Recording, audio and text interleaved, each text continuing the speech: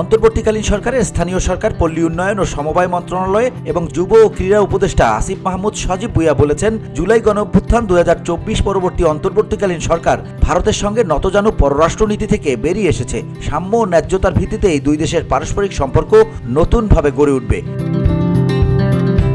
বুধবার কুমিল্লায় বাংলাদেশ পল্লী উন্নয়ন একাডেমির আয়োজিত achieving sustainable development goals, final inclusion and rural transformation শীর্ষক প্রশিক্ষণ কর্মশালার সমাপনী অনুষ্ঠানের প্রধান অতিথির বক্তব্য শেষে সাংবাদিকদের প্রশ্নের জবাবে এসব কথা বলেন তিনি।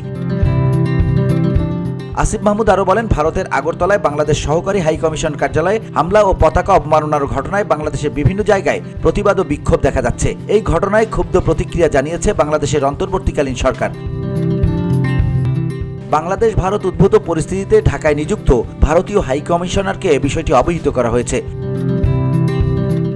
এক প্রশ্নের জবাবে আসিফ মাহমুদ বলেন, স্থানীয় সরকার নির্বাচন জাতীয় নির্বাচনের আগে হবে নাকি পরে হবে তা নির্ভর করছে নির্বাচন কমিশনের সক্ষমতা এবং স্থানীয় সরকার সংস্কার কমিশনের সংস্কার কার্যক্রম ও রাজনৈতিক দলগুলোর সদিচ্ছার উপর।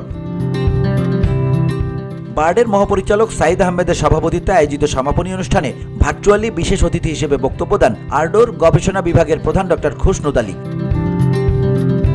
কুমিল্লা সফরে উপদেষ্টার একান্ত সচিব, জনসংযোগ কর্মকর্তা ও ব্যক্তিগত কর্মকর্তারা তার সফর সঙ্গী ছিলেন। VOD Bangla news desk.